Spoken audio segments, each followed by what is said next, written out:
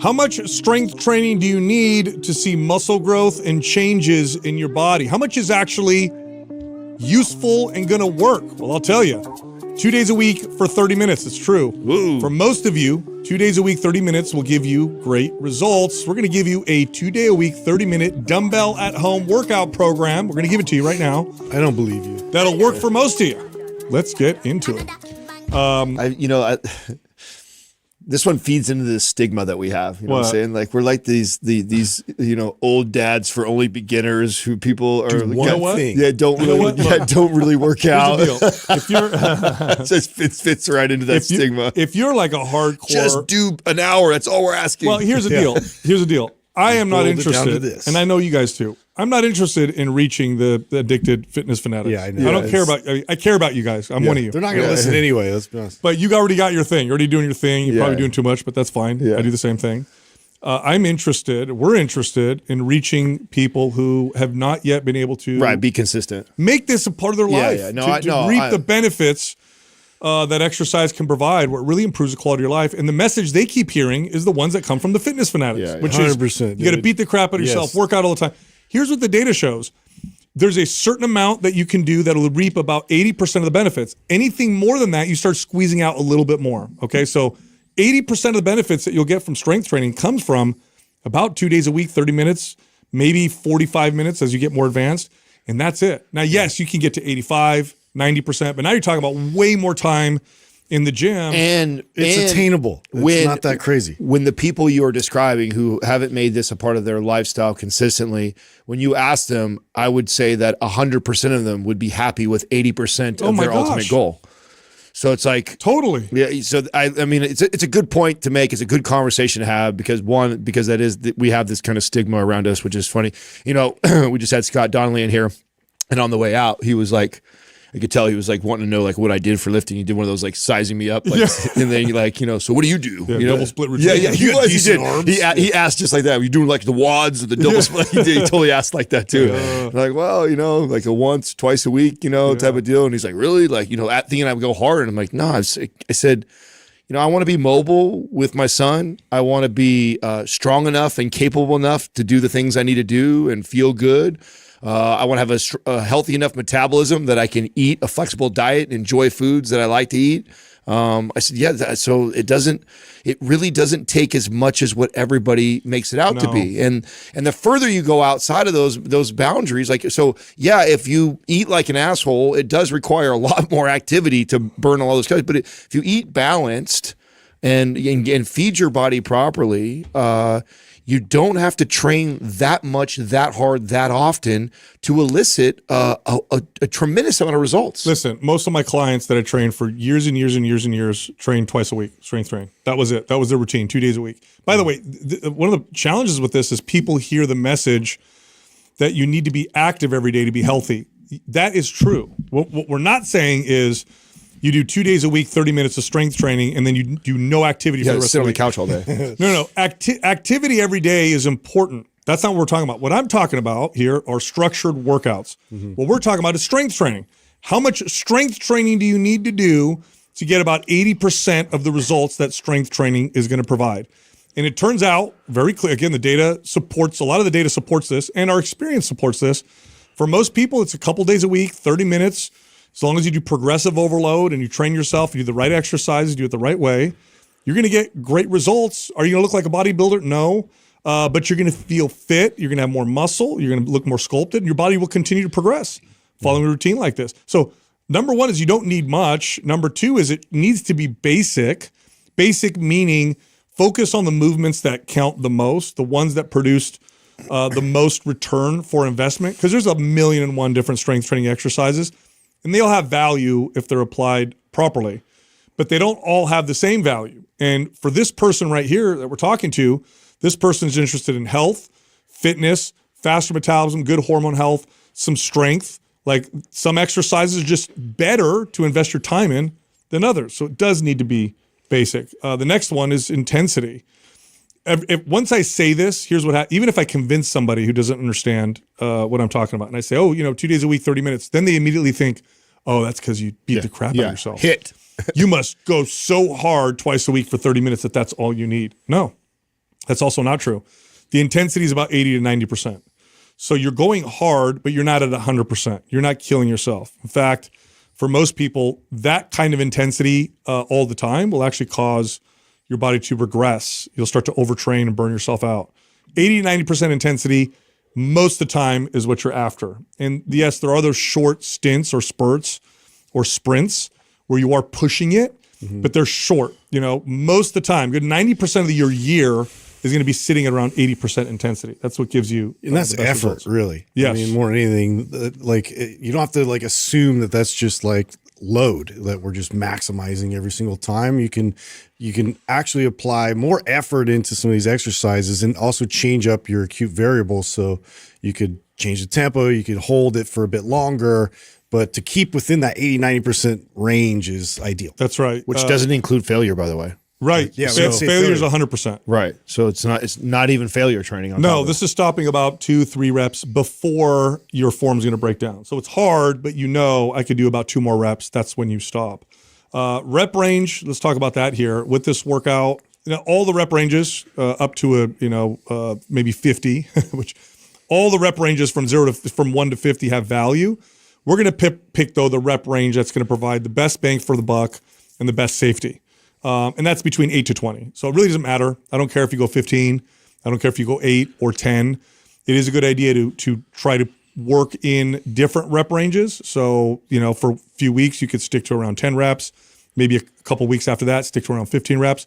But 8 to 20 is a nice sweet spot when it comes to rep range when it comes to risk, building muscle strength, and performance. I was just going to ask you, I'm assuming that the reason why you're not including the 3 to 5 rep range, because we know how beneficial that is for building muscle, is for the risk profile. That's right. Yeah. So that's right. Safety. Yeah. So, because then you're definitely going to get some science nerds. They're going to hear that and be like, how could you not include 3 to 5 reps, which is some of the, you guys, so you were factoring in a risk profile. That's right. And the reason why that it changes by the rep range is someone who chooses a weight, they can do 8 times.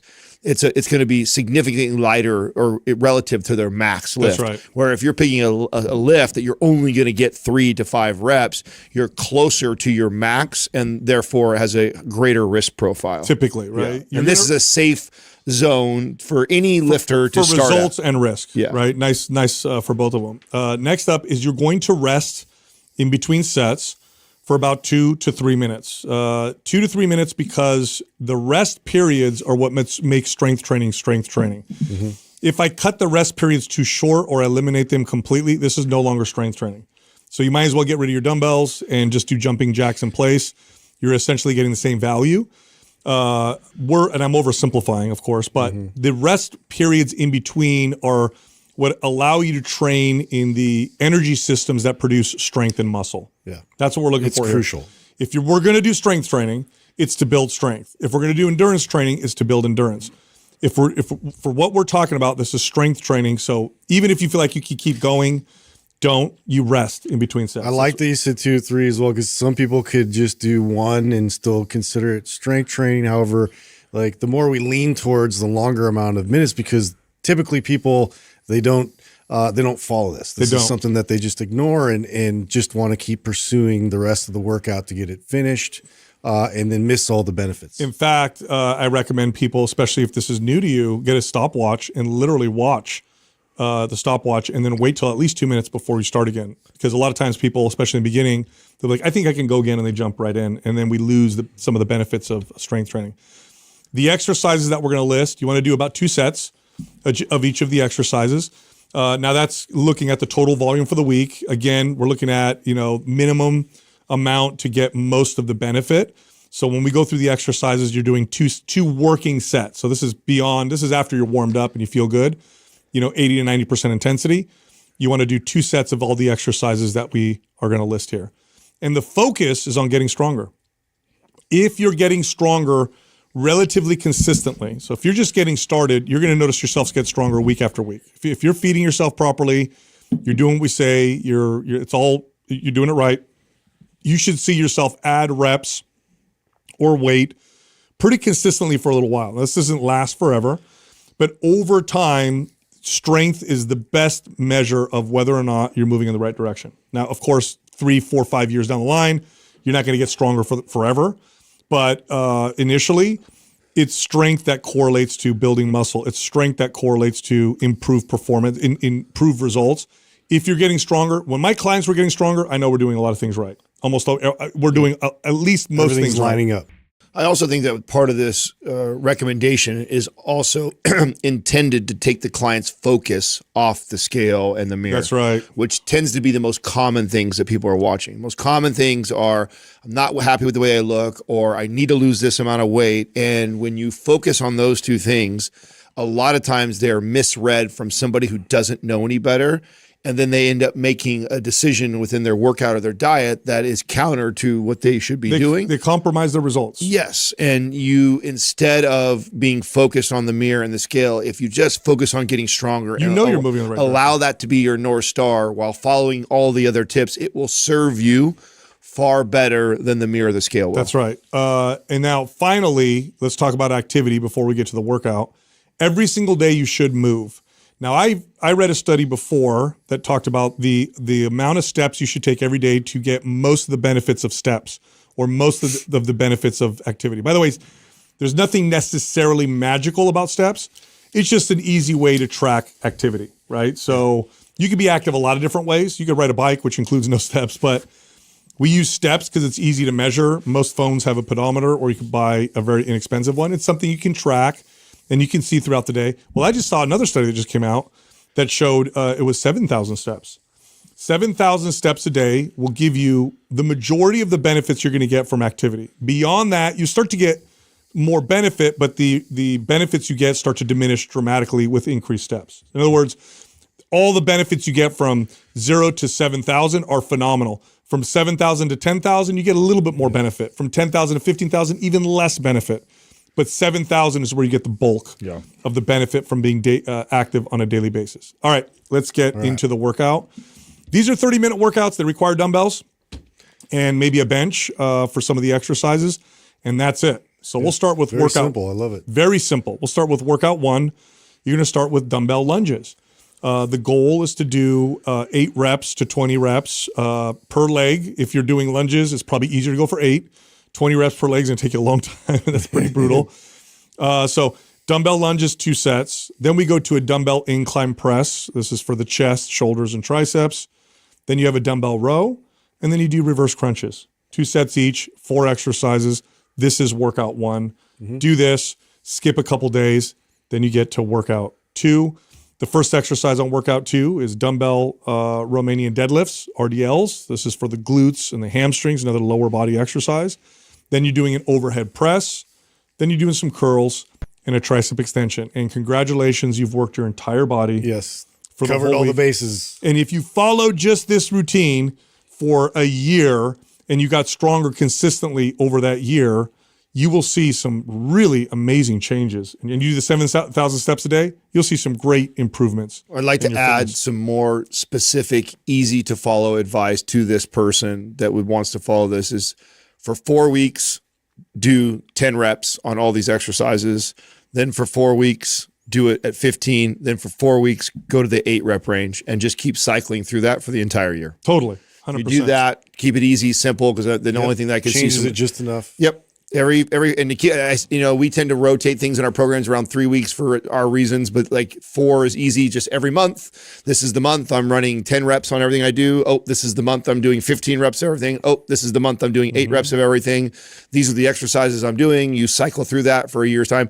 That is going to progress most people significantly in their first year of training. And even if it's not your first year, if you've been out of training for a while, like let's say you've been off for 6 months, a year, or years, but you've trained in the past, this routine will get you really, really far. That's right. All right. I got a cool study here.